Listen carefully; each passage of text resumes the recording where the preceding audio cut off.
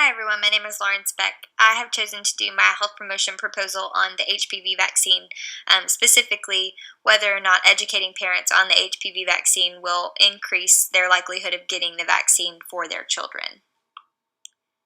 So I completed a review of literature and found that HPV has been defined as the most common sexually transmitted infection for both males and females, with approximately 79 million existing cases and 14 million newly infected individuals each year. In fact, HPV is so common that nearly all sexually active people will contract HPV at some point in their lives. There are high-risk strains of HPV, mainly type 16 and 18, cause about 99.7% of all cervical cancer cases, as well as about 93% of all anal cancer, 36% of all penile cancer, 64% of all vaginal cancer, and 63% of all oropharynx cancer. There are also low-risk strains of HPV, mainly type 6 and 11, that cause genital warts, which can obviously affect men and women. These four strains, 6, 11, 16, and 18, can all be prevented by the quadrivalent HPV vaccine. And because of the HPV vaccine, most cervical cancer cases are now preventable. And since HPV is sexually transmitted, vaccination of females and males is crucial because we can't decrease the cervical cancer rate in women by only vaccinating women. So in Southern Appalachia, we have an elevated incidence and mortality rate of cervical cancer. And because parents are the primary decision makers of adolescents and children who actually get the vaccine, it's really important to identify mother and father HPV and HPV vaccine knowledge deficits, as well as vaccine concerns and factors that affect their decision to actually get the vaccine for their children, so that we can better educate them and better know how to encourage them to get the vaccine. We can see here that the CDC suggests that about 60% of girls and 41.7% of boys have gotten one of the shots in the HPV vaccine series. That percentage is significantly less when we look at how many people have gotten the full 3 shots. There are many factors that drive parents' decisions to accept the HPV vaccine for their children, and a number of studies have used the health belief model to determine those factors. One study specifically interested in vaccination intentions of males ages 11 to 17 determined from the health belief model that parents were interested in 4 major factors. One being worry and perceived likelihood of son's susceptibility to HPV-related disease. 2, barriers to getting the HPV vaccine for their sons. 3, harms of HPV vaccine. And 4, uncertainty of the HPV vaccine. In this study, vaccine uptake for males was about 2% at baseline and about 6% at follow-up, with the strongest predictor of vaccine initiation being physician recommendation. And one of the things that actually was the barrier to initiating the vaccine was perceived knowledge deficits about the HPV vaccine. So those are two things that can be on us. One being, we can recommend the vaccine, and we can also educate about the vaccine. So education is definitely key. We can do this at well checkups. We can do this at sick visits. It's just crucial for us to decrease that fear and knock down those barriers surrounding the vaccine so that we can increase vaccine uptake. With Appalachia comes some of the considerations about the population itself. Appalachian residents are more likely to rate their health as poor. One of those reasons may be because they are often in outlying areas and aren't able to get to the doctor as often. Could also be due to their self-reliance belief, where they wait longer to seek treatment because they think, I can stay in this, I can do this myself, or I can treat this myself. So they actually end up getting sicker because they aren't able to go to the doctor, or they think that they don't need to go to the doctor.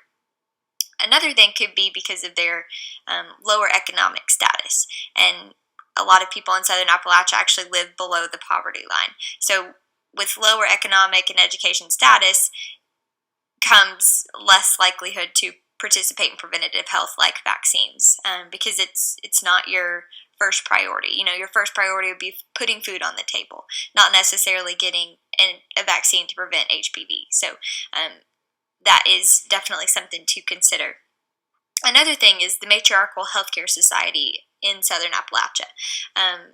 There have been a couple of studies, very few studies, that actually talk about moms being, some of the primary decision makers for children instead of it being fathers or parents together.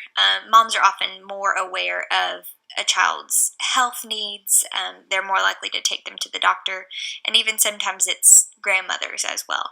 So looking at who is the child's primary decision maker when educating parents on HPV and the HPV vaccine is going to be pretty important. There are special considerations that we have to take into account when working with people in Southern Appalachia. One of those is a kind of social issue that parents are unwilling to discuss sex-related topics. So in order to be able to talk about HPV and the HPV vaccine, we have to have an established relationship where the parents feel comfortable talking to us about that and trust us with that. Also, culturally, we touched on earlier, moms attend more doctor's visits than dads and are often, but not always, more in tune with their kids' health and healthcare needs. Also, culturally, there is a fear that the HPV vaccine will actually encourage promiscuity. I'm not entirely sure where that comes from, but it has been mentioned throughout the literature. So, education is key when it comes to that. Economically, we also touched on this earlier, the cost of the vaccine could be a large factor for a lot of families living in Southern Appalachia who may be living in poverty. So it's important to utilize the Vaccines for Children resource. It's also important to educate parents about the Vaccines for Children resource so that they are able to get other vaccines for their children as well. Developmentally, the CDC recommends that vaccines be given to, the HPV vaccine be given to children at the age of 11 or before they begin engaging in sexual activity. In Southern Appalachia, there is a kind of parental denial that children are actually engaging in sexual activity.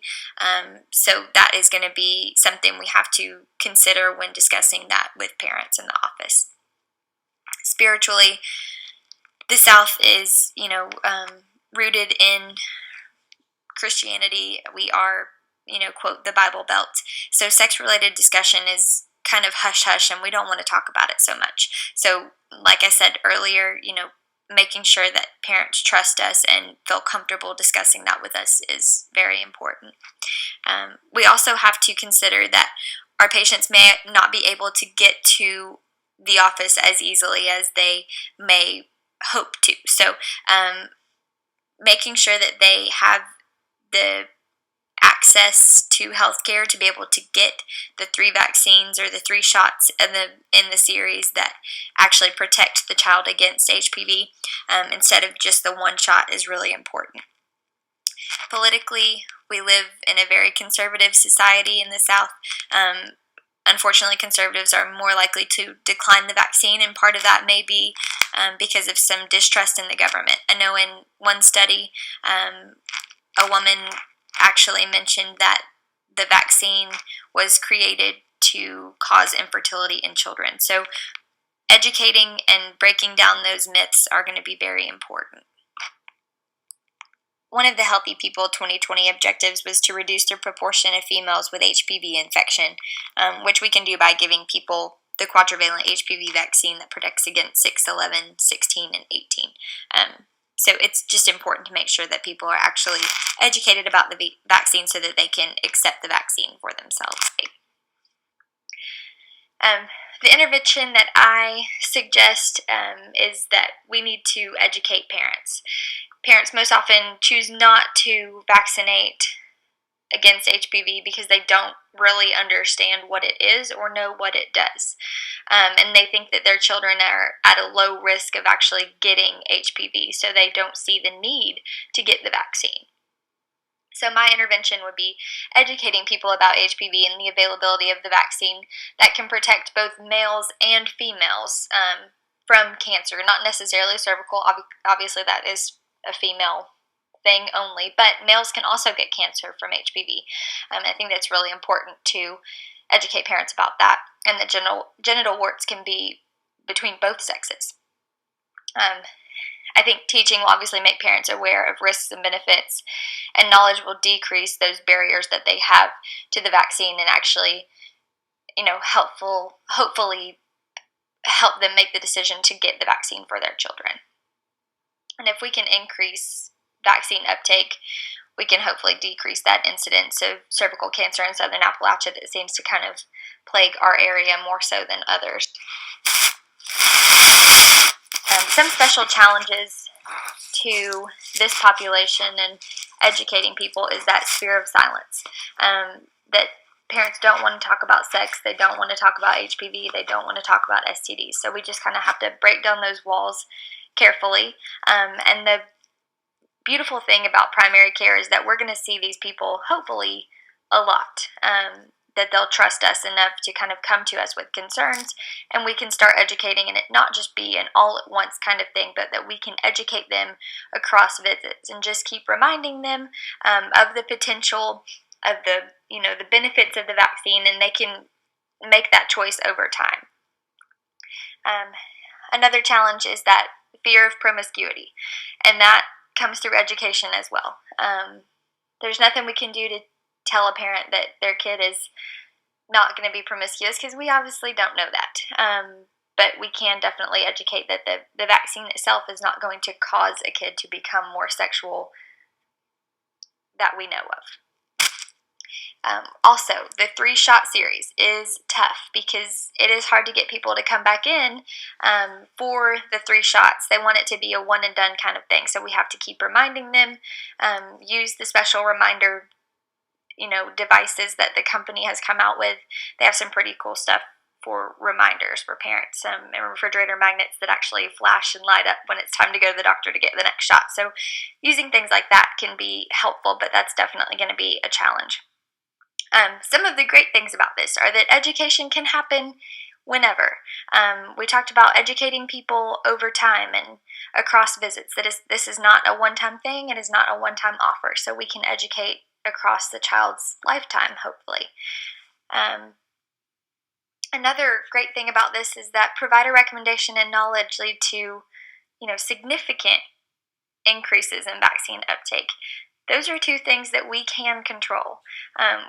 We can recommend and we can educate. So if we put our minds together and all work together on this, it can be a really, really good thing, and we can help a lot of people by getting them the HPV vaccine and actually decreasing the cervical cancer rate. Here's a list of some of my references. A lot of studies on HPV, a lot of good ones out there. If you're interested, I would be happy to answer any questions.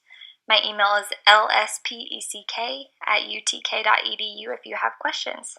Thanks so much.